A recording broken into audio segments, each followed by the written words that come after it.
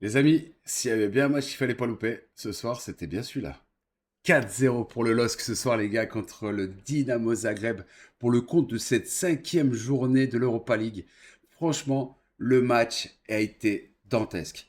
Ils nous ont régalé, les amis. Franchement, je vais revenir sur cette partie, sur tous les faits de jeu, tout ce qui s'est passé, et vraiment, c'était incroyable. On s'est régalé du début jusqu'à la fin.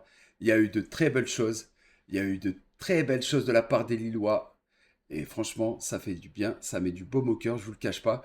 Et j'espère qu'ils vont continuer comme ça. On est monté à la sixième place du classement sur ce match avec les 4 buts.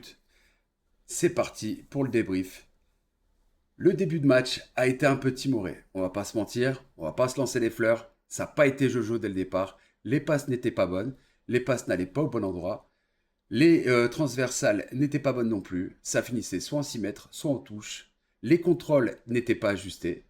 Mais petit à petit, Lille a réussi à reprendre le dessus au niveau du jeu et puis au niveau de l'équipe adverse. Le Dynamo Zagreb qui s'est montré à deux reprises au début du match dangereuse, notamment sur un but de Bakrar Monsef, l'international algérien qui est vraiment très fort, hein, il nous l'a encore prouvé ce soir, mais qui a poussé Ngoy en fait au moment de mettre sa tête et de mettre le but. Et là, je me dis, ça y est, c'est parti, soirée cauchemardesque, 1-0 pour le Dynamo Zagreb.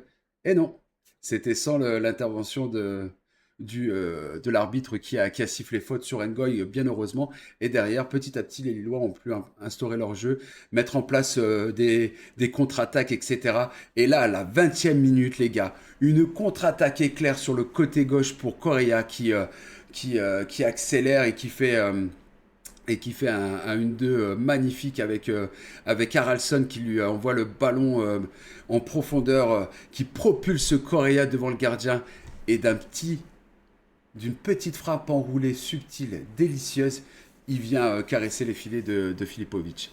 Incroyable. Et là, on se dit, ça y est, le match est lancé. Les Lillois sont chauds. Ils ont amené ce premier but avec Haraldsson et Correa. C'est parti. 17 minutes plus tard, alors que le match commençait un peu à redescendre en pression, les Lillois recommençaient un peu à être moins bons au niveau des contrôles, etc., au niveau des passes. On est encore sur une contre-attaque éclair des Lillois qui récupère un ballon côté gauche excentré. Perrault qui s'infiltre dans la surface de réparation, qui ajuste un centre millimétré pour Mukao. Mukao qui vient crucifier le gardien à la 37e minute, les gars. Et ça fait 2-0 pour Lille. Et là, ça fait du bien. Vraiment. Mais vraiment. Déjà d'une part parce que Lille a beaucoup de mal à mettre de buts en première mi-temps, que ce soit en Ligue 1 ou même en Europa League. Mais là, ils en mettent pas un, ils en mettent deux. Et ça, juste avant la mi-temps, c'est juste génial. On prend un peu une pote bouffée d'air frais, pardon, et ensuite, on va pouvoir assister à une deuxième période maîtrisée de la part des Lillois. Vraiment, du début jusqu'à la fin, les Lillois ont maîtrisé cette deuxième mi-temps. Ça a été beaucoup plus fluide que la première. Et au bout de quelques minutes plus tard, aux alentours de la 70e, Igaman inscrit son premier but de la partie. Et là, j'ai explosé. 3-0 pour Lille. C'était incroyable. Une frappe croisée, petit filet opposé. Gigaman aura suffi dans ce match pour le remonter tout simplement au niveau des tops. Parce qu'au début, je vous le dis sincèrement, il était dans mes flops. Oui, oui. Il était clairement dans mes flops. Manque de justesse au niveau de ses passes, frappe au but inexistante, et les contrôles, j'en passe. Et là, sur une seule action, il a réussi à faire chavirer tout le public lillois, à nous faire chavirer également, et c'était juste incroyable.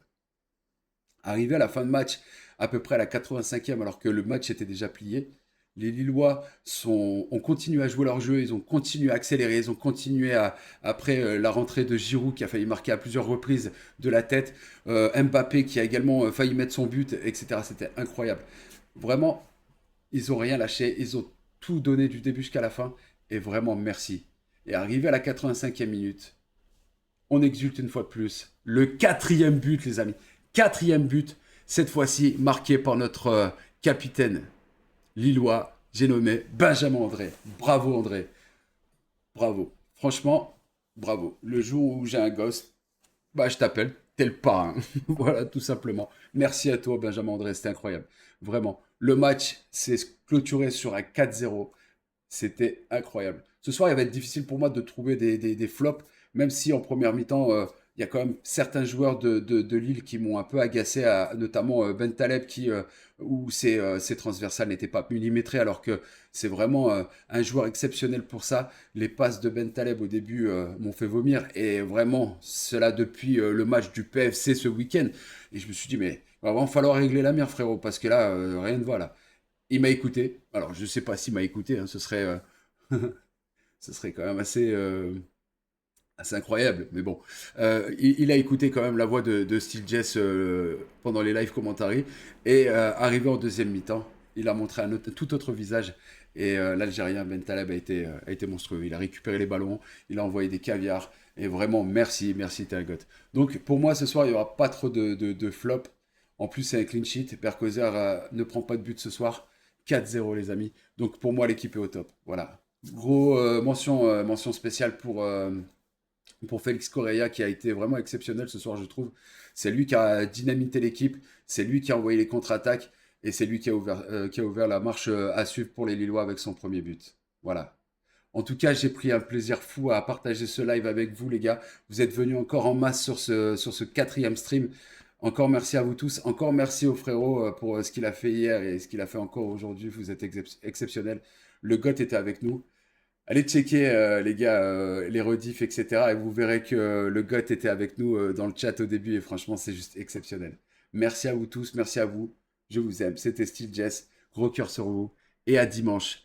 Dimanche, 16h. On se retrouve pour le live stream commentary de Le Havre-Lille. À dimanche. Ciao.